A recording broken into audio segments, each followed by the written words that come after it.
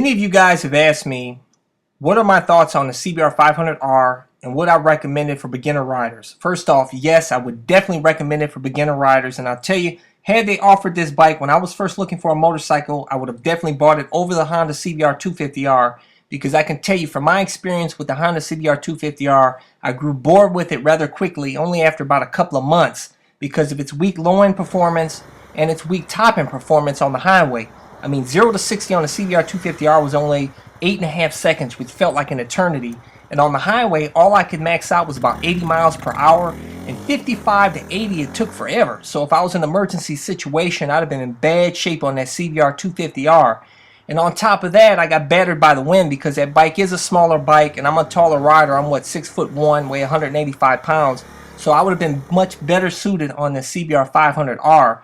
Which has the 471cc liquid-cooled, fuel-injected parallel twin engine on it. So you're going to get much better low-end performance, much better top-end performance, and the bike is bigger. So it's going to give you better wind deflection on the highway. This bike still has great fuel efficiency. This averages, 65 miles per gallon compared to the CBR250r, which I average about 79 miles per gallon. So it's still got great fuel efficiency. Obviously, the low-end and top-end performance is much better on this bike. 0 to 60 on the CBR500r is 5.3 seconds, so it's much better than the 8.5 seconds that you'll get with the CBR250r. Top-end performance, you're going to be able to get at least 100 miles per hour on this bike, and 55 to 85 obviously is going to be a hell of a lot quicker on this bike than it was on the CBR250r. So you'll be able to power yourself out of any emergency situations on the highway on this bike. And also, I would definitely recommend this bike over the Kawasaki Ninja 300, because obviously with this bike you're going to get 175cc more power on this bike. You're going to get a little bit more torque on this bike, so the low-end performance is going to be a lot better on this bike than on the Kawasaki Ninja 300. Although 0 to 60 performance times between the Kawasaki Ninja 300 and the CBR500r is about the same, about 5.3 seconds. But that bike, you're going to have to rev it a little bit more than on this bike, obviously, because this has 175 more cc's of power. But on this bike, it is a little bit heavier. It's 425 pounds, actually 25 pounds heavier than the CBR600rr that I have.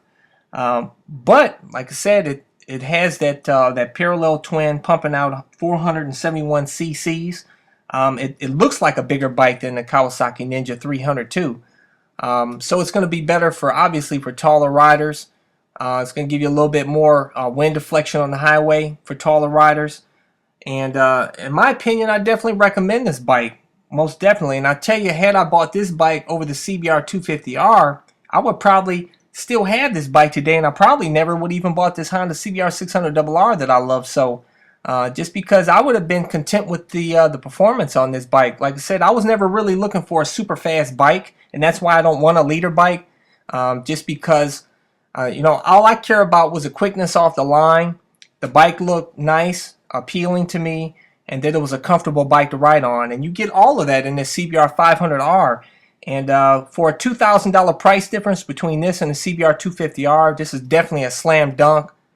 Get this bike and get it in ABS if you can. The ABS is an additional $500. I had ABS on the CBR250r, and I'll tell you, man, you don't have to worry about nothing about braking skills at all, because the ABS will take care of both. It does just the right amount of rear brake and front brake for you, so you don't have to be skilled with the brakes as much as you do with the non-ABS bike. But I definitely highly recommend this bike. It's a great looking bike, great performance.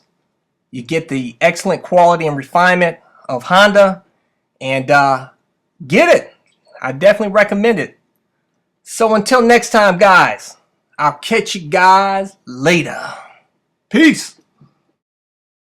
And it's time for CycleCruza's recommended videos. Links are in the info section of this video.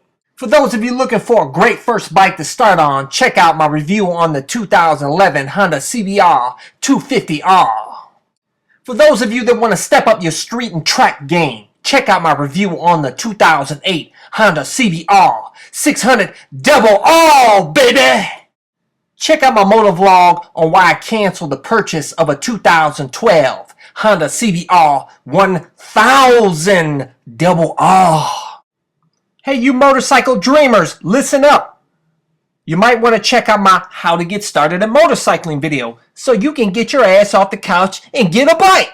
Hey guys, check out my new channel where I talk about anything and everything, not just motorcycle related. CycleCruza Motovlogs. Get your CycleCruza sport bike themed apparel at CycleCruza.com. CycleCruza.com.